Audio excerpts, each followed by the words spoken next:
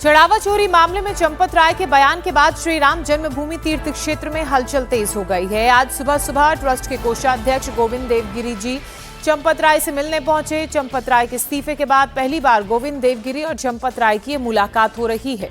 कल ट्रस्ट के कार्यवाहक महासचिव कृष्ण मोहन और बजरंग लाल बांगड़ा भी चंपत राय से मिलने के लिए पहुंचे थे। राम मंदिर ट्रस्ट से बाहर होने के बाद कल चंपत राय का पहला बयान सामने आया है। चंपत राय ने 2 चिट्ठियों के जरिए अपना पक्ष रखा है। पहली चिट्ठी उन्होंने राम भक्तों के नाम लिखी, जिसमें उन्होंने अपनी स्थिति साफ की है, जबकि एसआईटी को भी उन्होंने एक खत लिखा जिसमें चढ़ावा चोरी के लिए स्टेट बैंक ऑफ इंडिया और अनिल मिश्रा को जिम्मेदार ठहराया। एसआईटी को भेजे बयान में उन्होंने कहा कि स्टेट बैंक के साथ चढ़ावे की रकम की काउंटिंग और उसे बैंक तक पहुंचाने के लिए जो दूसरा एग्रीमेंट हुआ उसकी उन्हें जानकारी ही नहीं थी।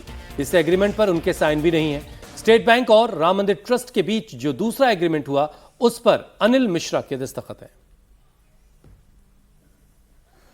चंपत राय के इस्तीफे और इस्तीफे देने के बाद चंपत राय का जो बयान सामने आया, साथ ही जो एसआईटी को उन्होंने लेटर लिखा, इसके सामने आने के बाद आज सुबह सुबह कोषाध्यक्ष गोविंद देवगिरी महाराज जी चंपत राय से मुलाकात करने के लिए अपने घर से निकलकर सुबह सुबह तीर्थ क्षेत्र भवन पहुंचे हैं। तीर्थ क्षेत्र भवन के अंदर चंपत राय रहते हैं और आज सुबह लगभग 7:15 बजे के आसपास गोविंद देवगिरी महाराज जो हैं वो आज तीर्थ क्षेत्र भवन पहुंचे हैं।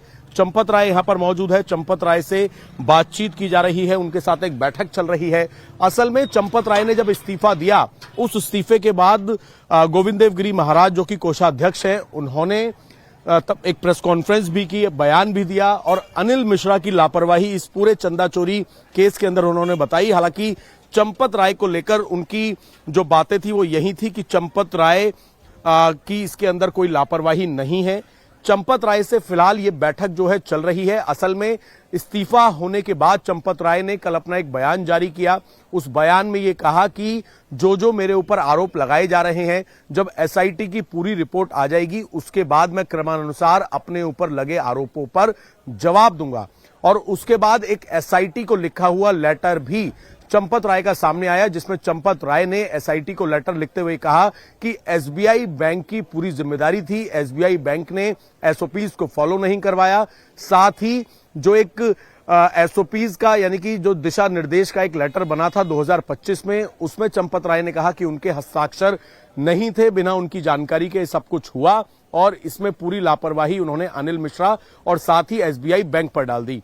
इस लेटर के बाहर आने के बाद सुबह सुबह गोविंद देवगिरी महाराज जो कि कोषाध्यक्ष हैं, उनका तीर्थ क्षेत्र भवन पहुंचना और यहां पर चंपत राय से उनकी जो बैठक चल रही है उसके क्या मायने हैं, इस बैठक के बाद पता चलेगा। साथ ही यह भी पता लगा है कि गोपाल राव भी फिलहाल तीर्थ क्षेत्र भवन के अंदर मौजूद है। हालांकि जो बैठक चल रही है चंपत राय और गोविंद देवगिरी महाराज की, उस बैठक में गोपाल राव को शामिल नहीं किया गया है।